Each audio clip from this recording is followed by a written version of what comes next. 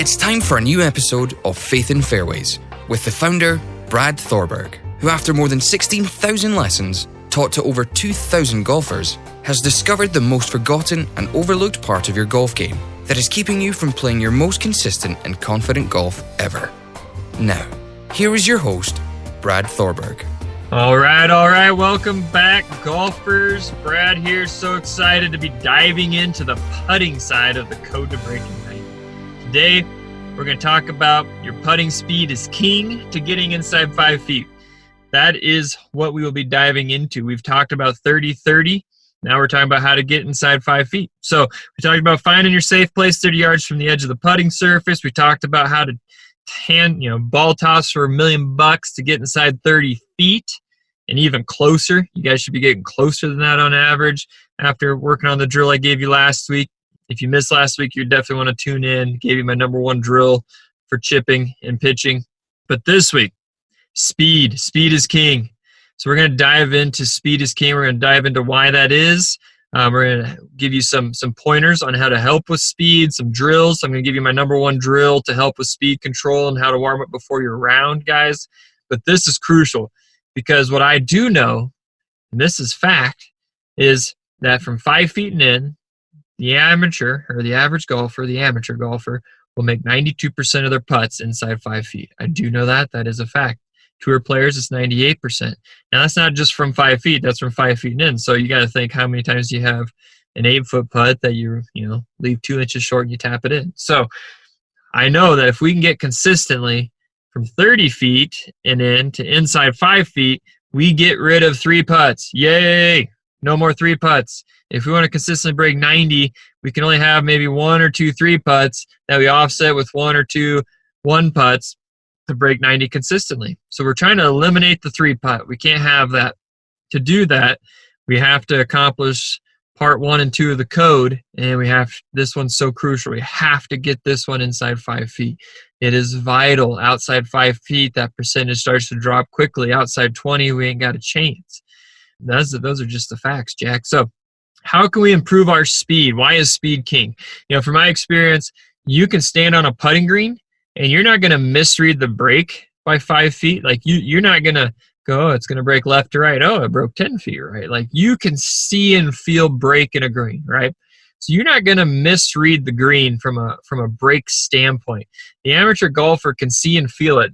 Your experience with hitting a ball online and trusting and having faith in that's a whole nother ball game. But you can visually see break and you can feel break with your feet. So what I've found over the years is an amateur golfer doesn't misread break by more than a foot or two at the worst, a foot or two. So if you have the speed, you're within 1 or 2 feet all day long. Get what I'm putting down here? Picking up what I'm putting down, I think is the saying. So that's why speed is king, because even the golfer who struggles to break 100 can see. When I go out on the golf course with them, they can see the break. I can ask them, what direction do you think this is going to curve? Oh, it's a little to the right or the left. Like they can see it. So even though they struggle to break 100, they can see the slope. You're breaking 100 trying to break 90. You know the slope. You're not going to misread it by more than probably a few inches. So if you got your speed figured out, you're going to be consistently inside 5 feet, if not draining some of these putts. So speed is king. We got to get better at speed. Now, how do we do that? The simplest way is we got to look at the hole. Here's what I know. Hand-eye coordination, the human body is just one of the most amazing things, but it's one of the most underutilized things for the golfer. But every other sport, you're using it all the time, right? Like you don't sit there at the dartboard thinking, all right, how far back do I need to pull my wrist to release this dart to get 25 feet to the dartboard? You don't do it. You don't sit there thinking, all right, at what speed do I need to flick my wrist to shoot a free throw? You're looking at where you want it to go, and you're reacting. And a golfer is an athlete, just like in any other sport. We're athletes. But the hard part in golf is we're given 3 minutes to psych ourselves out and be in our conscious mind, when in every other sport, you're in your reactionary subconscious mind. You're using hand-eye coordination. It's naturally happening, right? Back to the analogy of, imagine watching a 6th grade basketball game, kid cherry picking, doesn't get all the way back to the other side of the court. They steal the ball, they toss it to him. Nobody's around him. He's dribbling under the hoop. What's he thinking? Don't miss it, don't miss it, don't miss it. Clunk, right off the bottom of the rim. But 2 minutes later, that same kid can dribble between two kids and throw up a layup and drain it. Why? Because he was reacting. He wasn't thinking. That is so, so crucial. So for a lot of you, you're looking down at the ball thinking, oh gosh, don't leave it short. Don't leave it short. Don't hit it way by. Don't hit it. You're thinking of whatever you did wrong the last time you hit a long putt. And you're telling yourself, don't do this, don't do that, don't do this. Or you're doing some crazy, go back this far and take it back, and through this far to hit it X distance. Like, one, does that work? Yes. Yes, it does. But it only works for those who practice it hours and hours and hours. So it works great for tour players, which is where you probably picked it up from a tour player, or you picked up that advice from a golf coach or instructor who works with tour players. But it's not for you, the amateur golfer, who, one, probably hardly ever practices putting until you started listening to Faith in Fairways. And I told you early on in episode 2 of this series that you need to start practicing your putting.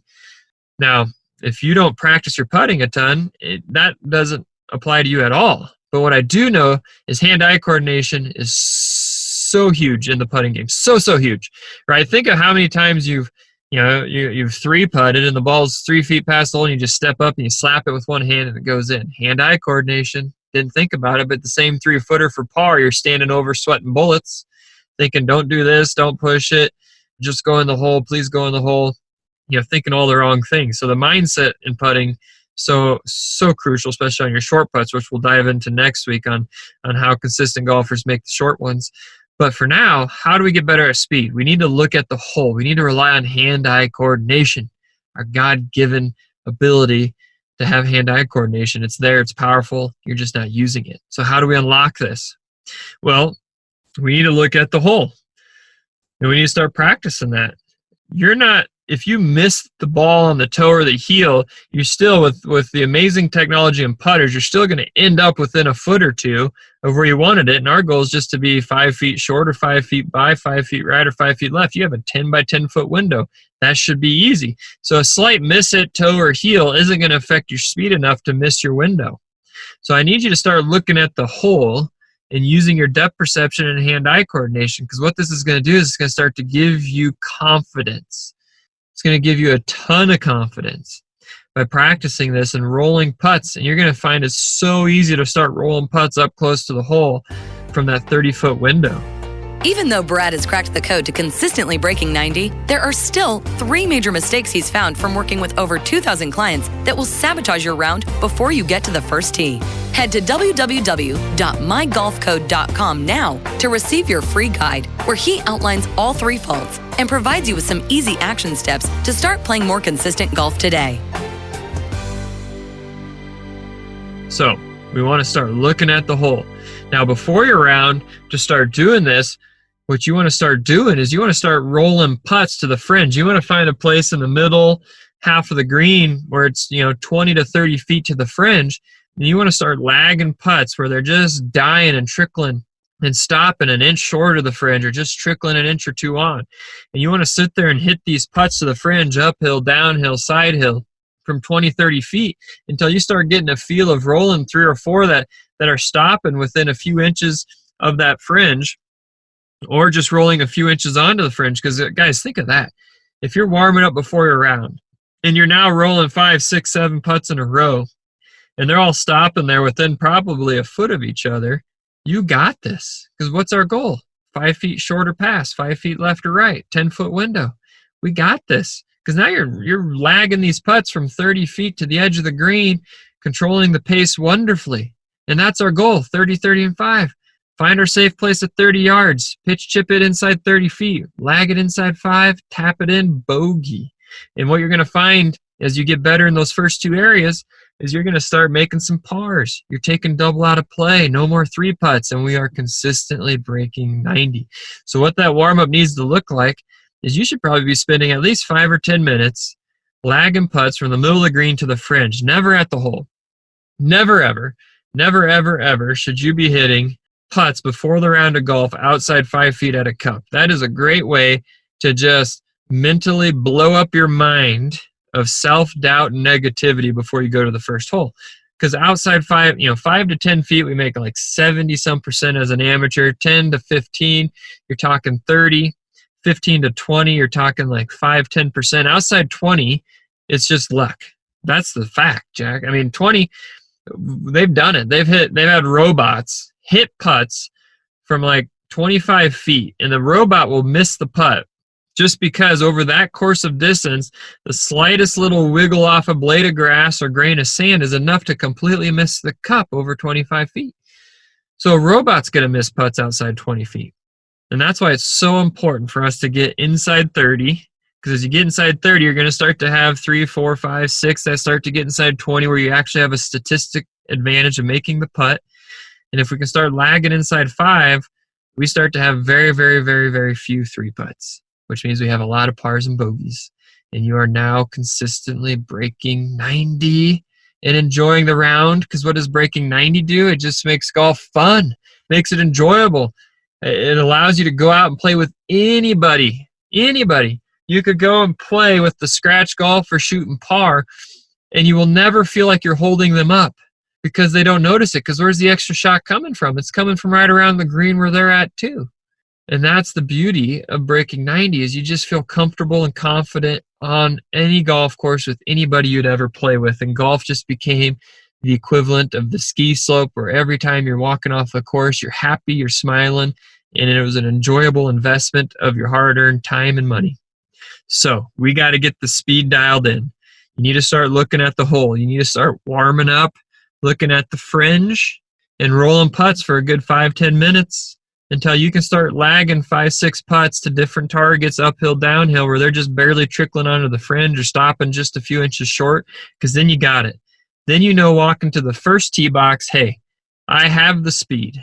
I know how far the ball flies and rolls in my chipping and short game, and I'm going to come up with my safe place on each hole. Boom. We have swagger on every hole from now on, and we are breaking 90. You can do this. It's that simple. Now, even when you get the speed figured out, guys, there's still going to be 3 major things that you're probably not doing right that's sabotaging you before you even get to the first tee. So you want to stay tuned here and get my 3 biggest mistakes download. It's free. It's going to give you some pointers to help you before you even get to that first tee box. So you want to make sure you stay tuned and get that website and download that. But what I want to do now is give you my number 1 drill for speed control and putting. This is my go-to with all my clients. Over 2,000 clients, every single one of them needs this drill. You can't get so good it doesn't work. It's only going to make you better. We'll put it that way. But we want to work on a ladder drill for speed control. So what you want to do, because guys, think of this. Our goal is 5 feet, right? So what I do is I have my clients set up a ladder. So they grab about 4 clubs and they lay them out on the putting green. And you can do this in your living room if you have some tighter nap carpet. But you want to lay out these clubs. You want to space them 4 feet apart. So now you have this ladder that has these rungs that are 4 foot in width. And then what you want to do is you want to have the very back end of that ladder be about 30, 34 feet away. And you pace off till you're about 34 feet away. And that's where you're going to hit your putt. So now you're hitting it from the hardest possible spot. But what you want to do is you want to pick a certain rung in that ladder that you're trying to stop the ball in that 4 foot window. Because if you get really good at hitting 8 to 9 out of these putts, and they're stopping in that rung of that ladder, that 4 foot window, because you have 3 windows there to choose from. You want to mix them up and go through your routine. You want to be looking. So what I do is I set up that ladder, boom, boom, boom. I lay down the 4 clubs. We have our 3 spaces, our 3 4 foot spaces, and I stick a tee in the middle of each of those spaces as my visual point that I'm looking at. And now you're just rolling putts to that tee. You're looking at that tee and you're just thinking, I'm just going to roll the ball up to that tee. And you change the rung. And your goal is just practice that, and set a target. It's not about, this is a huge nugget in itself that I wasn't planning on putting in here, but you got to have a practice plan, right? In any sport you ever played, coach always had a plan for practice. Otherwise it just gets away from you. So you need to have a plan of, all right, how much time am I going to spend, or how many balls am I going to hit here? So you got to have that plan. So your plan might be, all right, I got 3 rungs.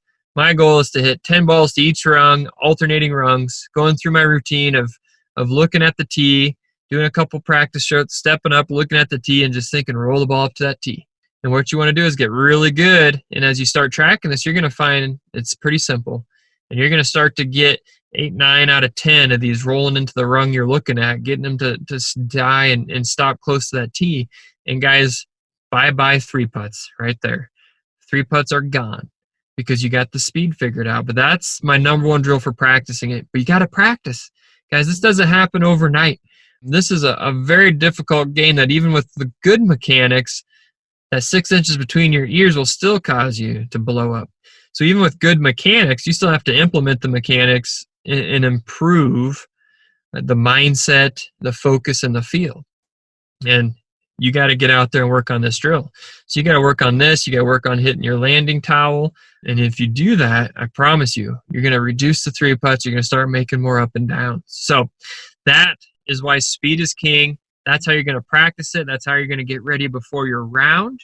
And then next week, what we're going to do is we're going to dive into what consistent golfers do to making short putts. How do they make so many short putts? Your friends who are consistently shooting in the 70s, low 80s, how does it seem like they never miss a short putt? Well, I'm going to teach you how they do that next week. So you don't want to miss out on that because that's the last piece of this.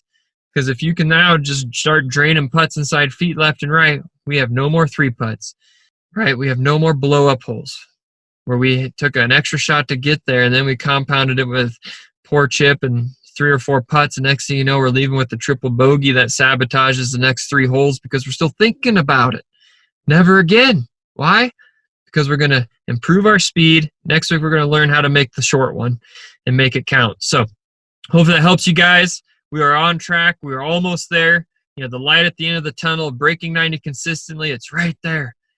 Soon, the rest of summer, this fall, you're going to be breaking 90 by implementing this. So we're through the code 30, 30, and 5. What we got to learn next week is how do we make the short one consistently? What are the better golfers doing that we're not? We're going to learn that. So you start draining all those putts inside 5 feet, and boom, we're there. We're breaking 90. Guys, you're right there. You're on the cusp. So close. Can't wait. Can't wait to teach you that. Take what you learned this week and the last few weeks, start applying it. I know a lot of you are seeing success already. I love it. I love the emails I'm getting of the great success you're having. I love it. So implement speed. Speed is king. Start practicing it, rehearsing it before your round, doing the drill. Next week, you're going to learn how to make the short ones. Have a great week. Get out there, enjoy, have fun. We'll talk to you next week.